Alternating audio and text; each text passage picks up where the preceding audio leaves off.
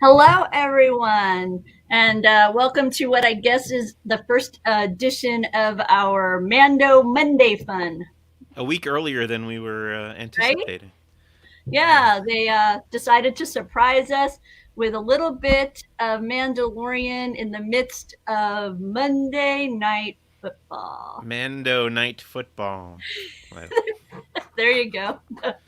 I know, I know for a lot of my friends, it's probably the only time they will actually be watching football. So, I I, was, I think I might be in a bad mood or something, but I was getting so frustrated with the football. Like, I remember I was having flashbacks to my childhood when my dad would take me over to his friend's house to watch a football game, and I would just want to go home, and he'd be like, "Okay, after the game's over, whatever," and it would be like, "Oh, look, there's 5 minutes left in the game, so great, we'll be leaving in 5 minutes." But no, 5 minutes equals 45 minutes in football time. well, when the 2 minute warning hit, I pretty much bet my husband it would be about 15 Yeah. before it actually became halftime, and I was not too far off. I was closer than his guess was because he was guessing five. So I was much closer to to the right call on that. But Yeah.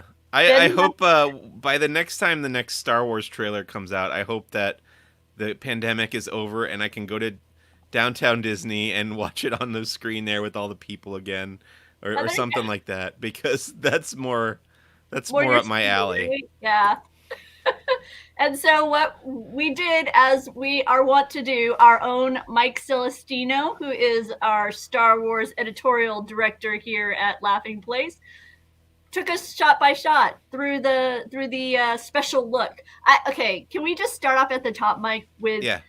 them it being called a special look and all and like the Twitter hashtags, everything. I have to admit, I was kind of prepped for something a little bit more than what we got, Yeah. but what we got was great, and there's a part of me that's happy that we didn't get kind of Yeah. additional spoiler in a way, but I felt like I'd been prepped to have a little bit more.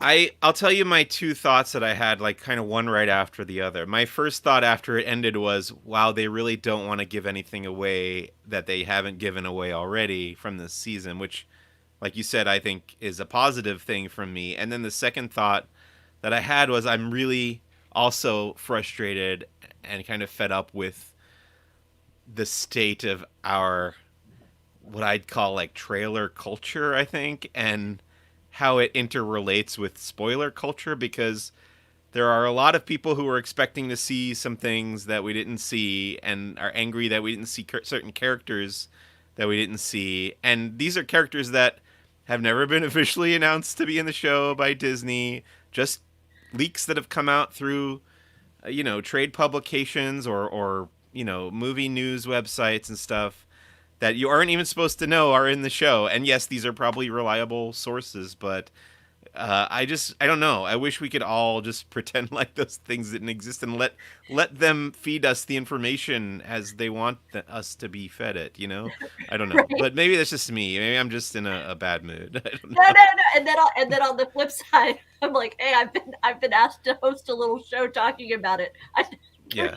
Well, that's fine. I don't mind doing the show. And I think there's enough here to talk about. There was a few little things and different angles and shots of stuff that we had already seen, and I think it'll be fun to go through it. Cool. Well, let's start with the. And some interesting lines of dialogue. I think those are the things that I think people are jumping all over the most, like the voiceover that we hear, and I think we'll have stuff to talk about with that. So here's the special look, Yeah, and actually, the first shot in the trailer is one that we had seen before, so I didn't put it here. I really only used. Now you did all the screen captures for this, which I was very thankful for, because my process of doing it is very tedious, and you seem to have like just done like rapid fire all the way through, and I was so thankful for that, because oh, I nice. think the way my like OCD brain works, I go like frame by frame, and this was much faster. This was me, rhythmic press Yeah, all throughout. yeah. This But shot was in the first trailer for this season. It's the X-wings flying, chasing the Razor Crest ship through the clouds there. and then we get a shot of Mando in the cockpit. We didn't see this shot.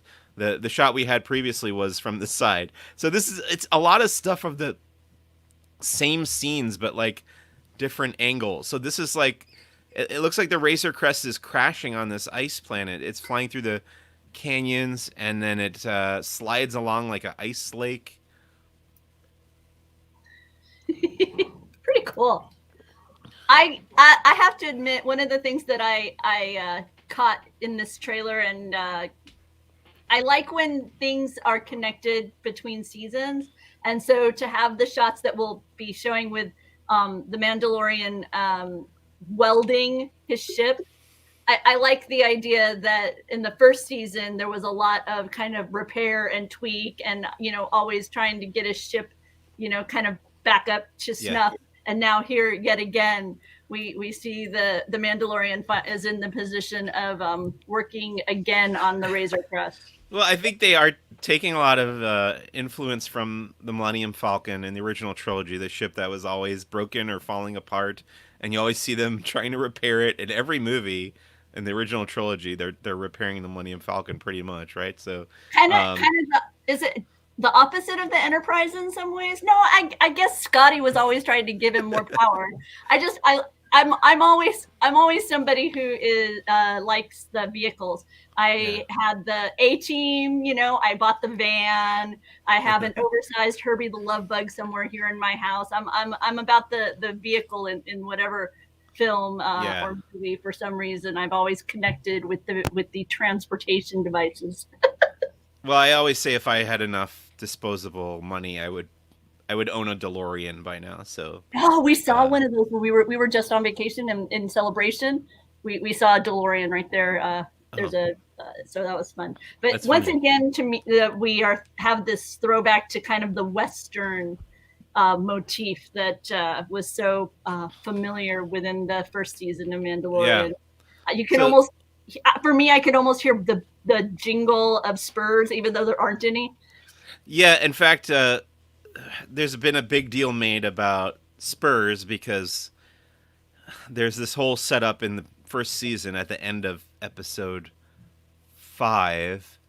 We see a character's boots walking with spurs, or we hear the spurs, and the idea is that's supposed to be Boba Fett. I think people are interpreting it that way, or this other character who has taken Boba Fett's armor.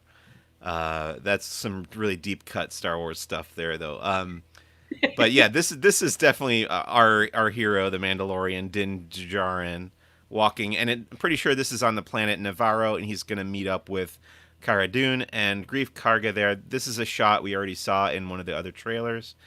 And this is a familiar setting to season 1. This is where we know these characters from previously. Yeah, especially Greef Karga. He worked there as the leader of the Bounty Hunters Guild, giving out those pucks and stuff. But we do get a different reverse shot looking at the Mandalorian carrying the child, which everybody's making gifs of this shot already. Because it's very adorable the way he's got him like cradled in his arm there.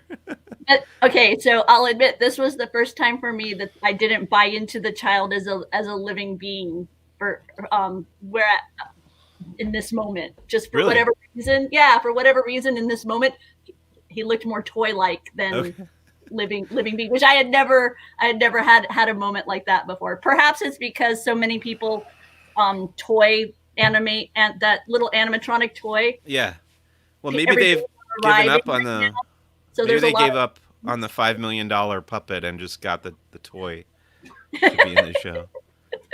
So the dialogue that plays over this scene in the trailer, I'm like 95% convinced that is not the dialogue that he's saying in this scene, because he says like, I've been quested with bringing this one back to his people or something, and those characters already know that, so I don't think he would say that to them. Right. He says, I'm here on business. I need your help. I've been quested to bring this one back to his kind. Yeah, I think that dialogue is what he's saying to the alien in the arena, the Jon Favreau voiced alien that we see later. the Oh, that one-eyed could be. guy. That's I can, my little pet theory right now. I can see that. I can see that. But I agree with you that it doesn't, based upon his history with these characters, it doesn't make as much sense Yeah. that it would be the conversation between them. Yeah, because I mean, at the end of season one, he leaves those two behind. Grief Karga and Cara Dune are still on that planet, Navarro, and he flies off in his ship. We don't know if he's going to another planet or if he just comes right back. Like maybe this is the beginning of the first episode of season two. Like he never leaves. He just turns around and comes back to the city. But these characters look like they have nicer clothes or something, right? So maybe it's a bit later on. Who knows? Oh, But that's a point. I hadn't thought of. yeah, like Grief Karga's got a nicer getup, and Cara Dune's armor looks all shiny and stuff. So it doesn't Mhm. seem like it would be right away. It might be a further on down the road. And But then yeah, you caught this moment of camaraderie, but yet a pause. So it's like, I'm glad to see you, but I'm not sure how glad I am to see you. right. Yeah, I mean, as far as we know, we can trust Grief Karga at this point. He's kind of been turned to help the Mandalorian and the child because the child like healed him and stuff, and he was so impressed and wowed by that. And it seems like he's on our side now, the good guy's side, but he has betrayed Mando before for money, and you never know. You never know with these underworld characters. I was gonna see if I can pull up some of these a little bit larger for you. This hand shake here. Hmm. There we go. And then the next scene. Yeah, so we get a bantha skeleton. It's the skeleton of the beast of burden that the Tusken Raiders ride through Tatooine. And this is again, it's another angle of a shot that we saw in the other trailer where previously it was from behind of the Mandalorian riding the speeder bike through the desert, and now this one is kind of a drone shot, like swooping over that ravine, and you see him riding the speeder bike through the canyon there. I I this made me look up whether or not we know that bantha are exclusive to Tatooine. And from what I understand, from what I read, they aren't exclusive to Tatooine, but we haven't yet seen them demonstrated anywhere else. But I guess according to canon, or I shouldn't say canon, according to Star Wars history, as it were, it is believed that they exist elsewhere. Because I'm continue to be curious if this is like definitely Tatooine, or if we're currently being led to believe it's Tatooine. So, Right. Yeah, because in the other trailer, there's the shot of the Tusken Raider on the Bantha, mm-hmm. seeing the Razor Crest coming into the atmosphere and stuff, and then people picked out the armor on the back of the speeder bike and stuff. So I'm Yep. pretty sure it's Tatooine, but I guess not 100%. And then we're on this icy planet again. Yeah. The snow planet, where it appears the Razor Crest has not landed softly. Right now, I think this is interesting to me because in the previous trailer, we saw the Mandalorian and Baby Yoda, the child, standing in the snow, and behind them, there it looked like there was like a wrecked, derelict ship. And based on that shot, I didn't think it was the Razor Crest, but now Mm-hmm. I'm thinking it was the Razor Crest. It just was so mangled from the crash that was like unrecognizable. And I think this is the front weapon of the Razor Crest now that he's looking up at either the ship, the wreckage of the ship, or something coming down at him or whatever on that ice planet. And then they take us to the shot of where you can see kind of the sheer cliffs that are surrounding the Razor Crest. Yeah. It's a beautiful, treacherous location. It does not seem like it is somewhere that is going to be easy to traverse Yeah, without. and not Yeah. easy to get out of either. And it seems like the ship's been pretty badly damaged, and he doesn't have any help this time. He doesn't have Kuil the Ugnaught to help him fix his ship to get out of here, whatever has happened to it. So it looks like he's just gonna have to repair it himself, which it's like not an easy undertaking in that in that kind of climate. And I have to imagine that this will lead to some adorable moments of the child being less than helpful, maybe, and then Yeah, maybe being helpful. Like, that kind of interplay that happens when you have a little one around and you're trying to build something. right. And and then we're transported to some sort of fight club. Yeah, so this shot was in one of the other trailers. We've already seen that, him entering into the arena. And there's a large is this from the backside? Is that a do you perceive that to be a Gamorrean? Yeah, those are the two Gamorreans that are fighting in the ring. In the other trailer, we get a closer shot of those two fighting with their vibro axes. And this shot we've seen before as well. I will go back out to the kind of side by side.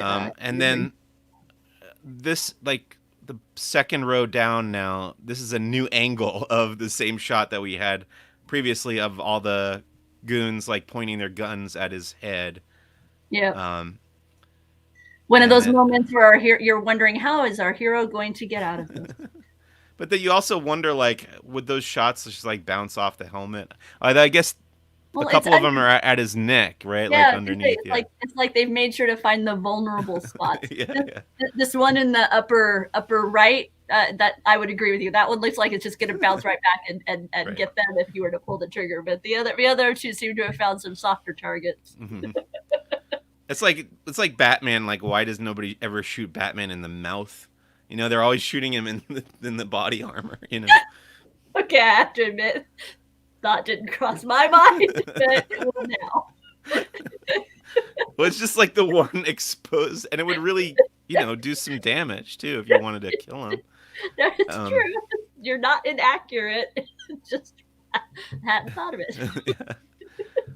Okay, then we had seen this shot, but then we finally do. I mean, actually, there was a trailer in between these two trailers that was like a little, like 30-second thing where they had this following shot of the weapons called the whistling birds that come out of his wrist here, and they fly around and take out the guards. So, and a lot of recycled stuff in this trailer. I was gonna say, but this time I feel like we got a little bit better angle, right? We get to see kind of a bit more of the actual action of these whistling birds. Right.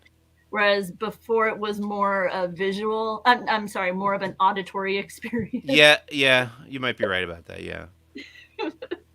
So it was fun to watch those get taken out, because this scene in particular, I felt like, haha, payoff for the teaser, for the payoff on this teaser for the teaser you gave me before. Right. And once again, the little dude wrapped himself up nicely in his yeah. And I was trying to see if based on your screenshot here, if one of the weapons was hitting the alien guy, but it doesn't look like it. It looks like they're just hitting the goons, right? Mm-hmm. It seems that way. It does look that way. He just looks like he's holding a sparkler on the 4th of July. Doesn't it? Like a little sparkler action there. And then this. Yeah, this is cool. I think they're driving that troop transport that we saw in season 1. Yeah. The Imperial troop transport. They drive it right off the platform. The platform is where we saw the speeder bikes drive off in the other trailer. And then they land in the canyon floor, and it's like a Raiders of the Lost Ark type chase through the canyon. Where you got the larger vehicle kind of bumping against the smaller vehicles, and yeah.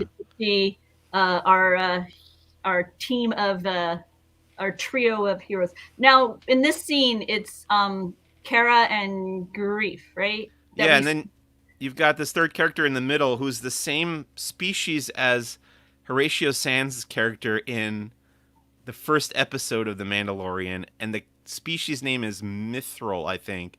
But I don't think it's him. I think it's another character of the same species, because he looks thinner to me in the face than Horatio Sands did. Just based on this one shot. I know it's not a lot to go on. The split second.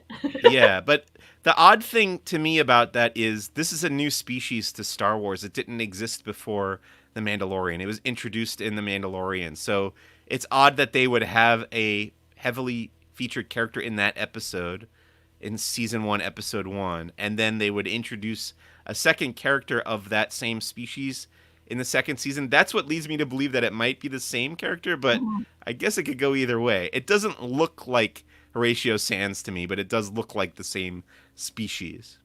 What's now in the series, we really only know this title by the credits as well, right? Or is it uncredited and it's just been like since I don't believe that anybody called out to the character so that we had an identifier because of that. It's kind of extra. You mean the species name? Yeah, that's what. He says it. He says something about molting. He says you don't want to be around a mithril when he's molting or something like that. Okay, and so then we've just as a community assigned that moniker to this figure because we don't have any other, just in the same way we refer to Baby Yoda as Baby Yoda, even though it's not Baby Yoda, because we don't know what that species is and we first encountered it as Yoda. Pretty much, yeah. So yeah, so see, so there's my question. My question is, I will be curious to find out the character's name if they give the character a name. Just Right. like I will be curious to find out the species of the child and Yoda if they choose to give us that as well. Yeah. I'm still not. I can't decide if I think they will or I'm unsure that they will. So we see them seemingly to get out of this jam. We hear Kara let out a woot. she rams one of the speeder bikes into the wall of the canyon, and then she goes woo. Yep. And then we're back to the Yeah. scene. Yeah, this is just another shot from that same scene where he's talking to Grief Karga. Yeah, it seems to be back on the Navarro sequence there. And this could be anywhere. Who knows? It's just like nothing. It's just But a Cara nice Dune. Cara Dune. Yeah. And then the adorable. Yeah, and his ears go like, I don't know, like he's very surprised or I don't know, taken aback by something that he's looking at around the corner. Oh, this was a cool shot. This is the doors open up and we get the trio with their blasters drawn, and this ready appears for action. And this feels like an Imperial vehicle, yeah? Yeah, it looks like they're in some kind of Imperial base. Yeah, if I had to guess. And then I think he's operating a turret in a vehicle. That's how it feels. I would agree. It'll be interesting to find out. Now, does this feel like a ship, or does this feel like something built like out of the sides of a geographic structure? I think it's a base on. I think it's on Navarro, if I had to guess. Yeah. Based on just context clues, and I think this is like the following shot to the other shot that we saw of the door opening. So then they walk in through this. It looks like there's a tunnel dug in rock around them. You know. Yeah, that's the impression I get. It feels like something has been tunneled, and then they have the doors. You know, are the non earth. Not earthy, because it's not earth, but like Terran type. Right. Terrestrial, non-terrestrial structure. I have no idea what to call it. That's one. And then we get some TIE fighters coming in, and we've seen again in the other trailer there were all the TIE fighters taking off from the hangar field, and now this is just them flying over that cavern. So yeah, we're just they do this with Star Wars trailers all the time, where the first one will be all new stuff because you haven't seen anything yet from that movie or TV show, and then the next trailer is just different shots from the same sequences. You know, like they don't give away that much more. It's just like filling in a few more of the gaps from the same stuff we already knew. But I appreciate that they're not giving away that much. And then, yeah, we just see a different angle of Mando getting ready to jump off the canyon edge where he goes and ignites his jetpack, which was in the other trailer. So I didn't put it here. Right. And does it conclude, or should I I'll check my other resource because I'm switching back and forth between the write up that Mike did and the gallery of images that I threw at him to to draw from for his piece. But and then the new logo. We have the new logo that not logo, yeah, for this season, right? Yeah. It's Yeah. going to the blue color scheme as opposed to the what was it, more of a Or green, orange last time, orange, I think. orange, orange last year. So yeah, and then that's the what we only have a few weeks to wait, right? Oh no, a October week and a 30th. half. Yeah, A week and a half, a really. week and a half.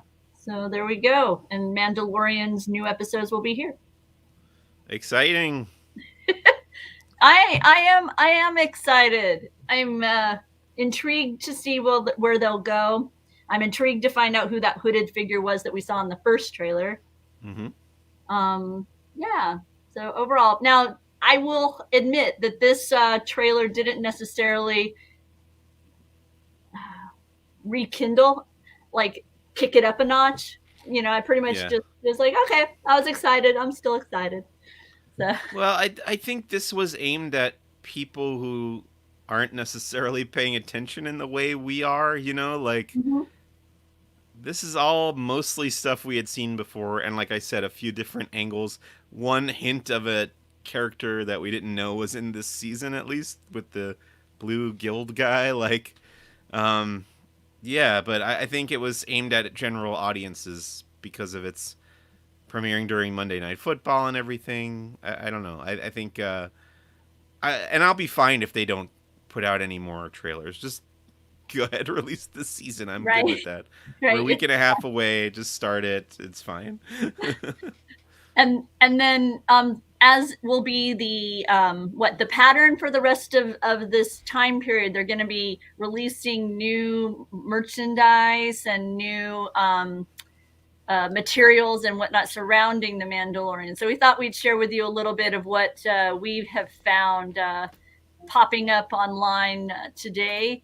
The company Love Your Melon, they do beanies and knit caps. Their Mandalorian line appeared, and so they have these green beanies and gray with the child on them, Are and these are, oh, they're for adults? Oh, okay. they have adult and they have for child sizes. So Okay. they have both available. But Oh, the the ears. this That's one with pretty the good. ears, I think, is really adorable. Oh, yeah, And then that'll be a hot the item there. child logo on there, Yeah. and those are now in a pre-order phase, expected to ship in mid-December. So Love Your Melon, they put these out today, and then over at Hot Topic, they Her Universe had a This is what I saw. Yeah. Mandalorian dress and I the really like that the child. shirt of Baby Yoda against the lasers, like you would get your school photo taken. I always Right? chose the lasers. Yeah, that's pretty funny. And then the like corduroy jumper with Baby Yoda in the pram, a hoodie with the Yoda style ears, and then the tasty morsel jumping into your pocket.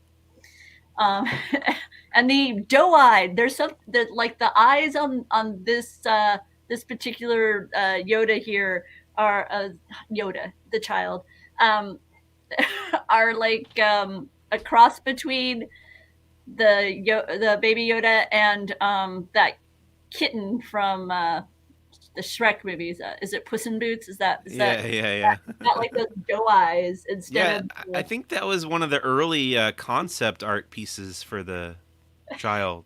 it's a really cute picture, but it took Yeah. me a moment to kind of be like, oh, okay, that's this is one of those where it caught me. Oh, something's a little different, and then an oversized tee. So with I can't. I feel like this is one of those don't. I don't do mornings until I've had coffee. I just feel the look on his face. Yeah. So there'll be a lot more baby Yoda the child uh, merchandise popping up over these Mando Mondays. So yeah. I don't know, Mike. You got anything? You got anything? There was one more thing that I wanted to share, and I didn't have it up on my computer, so I'm trying to find it right now. So Okay. let me. I don't know if you have anything to share while I I look. don't think so. Nothing else related to the Mandalorian Yeah. that I can think of. No. No. I know we thought we would have a lot more to talk about with this special look, but that's the way it goes. Yeah. Sometimes it It's does. you know what, it's gonna be a pretty big influx of content over the next couple months. So we're gonna have a dead week, and then we're gonna be pretty busy as far as that goes. Okay, and this was the. Oh I, yeah, yeah. I thought this was adorable. Made from about 14,000 bricks. The Lego company has spent 119 hours building this scale model, as they call it, of the child. And you can Yeah. check that out over at Twitter, Lego _ group Twitter account. So yeah. Was it you who said it looked like a hard-boiled egg that he was sitting in? Oh Somebody no, said that. I did it, but they're not wrong. But yeah, see, because the yellow on the Yeah, yeah. interior, they're not wrong. I hadn't thought about it. That's very funny. So yeah, so if you want to check out Mike's written words on the Mandalorian exclusive look that occurred tonight during Monday Night Football, hop on over to laughingplace.com. It's right there on the front page currently. And to stay on top of all the ins and outs of Disney news and Disney theme park news, along with Star Wars, Marvel, and other domains of the Disney empire, follow us here at laughingplace.com. You can follow us on Twitter. We're on YouTube, Instagram, all sorts of places like that. And our Mike C has a fantastic Star Wars podcast, Who's the Boss? And you can find that through Twitter, Who's the Boss Pod. Mm-hmm. So yeah. And until what? I guess Thursday we'll come back and talk some more Star Wars, right? Yeah. Let's hope some news breaks between now and then. I'm with you. Let's hope some news breaks. Until then, thanks everybody for tuning in, and we'll see you all soon. Good night. Bye.